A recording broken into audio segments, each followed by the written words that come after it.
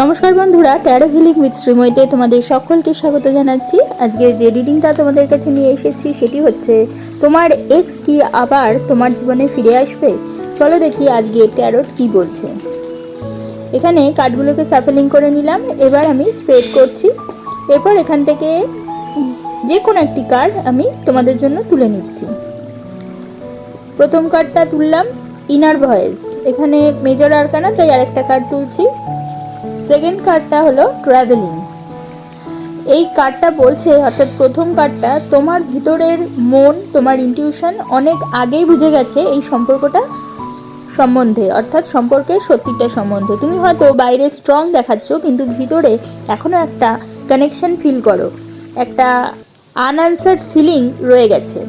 এই কার্ডটা ইঙ্গিত দিচ্ছে তোমার এক্সও তোমাকে ভুলে যায়নি পুরোপুরি। সে মাঝে মাঝে তোমার কথা ভাবে, কিন্তু সে নিজের ফিলিংস নিয়ে কনফিউজড। এখানে দ্বিতীয় কার্ডটা বোঝাচ্ছে তোমার এক্স হয়তো ফিজিক্যালি বা ইমোশনালি তোমার কাছ থেকে দূরে আছে, কিন্তু ডেস্টিনি আবার তোমাদের পাথ ক্রস করাতে পারে, অর্থাৎ পথটা ক্রস করাতে পারে। স্ট্রং একটা ইন্ডিকেশন পাওয়া যাচ্ছে, অর্থাৎ হঠাৎ কোনো আনএক্সপেক্টেড কমিউনিকেশন বা মিটিং হতে পারে, মেসেজ, কল বা হঠাৎ দেখা কিছু একটা আসতে পারে। কিন্তু একটা ইম্পর্টেন্ট মেসেজ আছে, এই কামব্যাক টেম্পোরারি নাকি পার্মানেন্ট হবে সেটা কমপ্লিটলি ডিপেন্ড করছে তোমার ডিসিশনের উপরে। ইউনিভার্স বলছে আগের ভুলগুলো ঠিক না করলে আবার সেই সেম সাইকেল রিপিট হবে। অর্থাৎ এখানে যে ফাইনাল ডিসিশনটা বা ফাইনাল রিডিংটা বোঝাচ্ছে, অবশ্যই হ্যাঁ, তোমার এক্স ফিরে আসতে পারে, কিন্তু তুমি তাকে অ্যাকসেপ্ট করবে কি না সেটাই আসল ব্যাপার। তুমি কি আবার তাকে জীবনে নিতে চাও?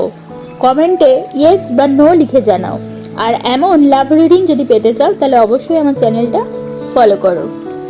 তাহলে বন্ধুরা, যদি তোমাদের আমার এই ভিডিওটা ভালো লাগে তাহলে অবশ্যই তোমরা একটা লাইক করে দাও, তোমাদের পরিচিতদের মধ্যে শেয়ার করে তাদের জানার সুযোগ করে দাও, এবং যারা এখনো পর্যন্ত আমার চ্যানেলটা সাবস্ক্রাইব করোনি অবশ্যই সাবস্ক্রাইব করে দাও, এবং পাশে থাকা বেল আইকনটি প্রেস করতে কিন্তু একেবারে ভুলো না।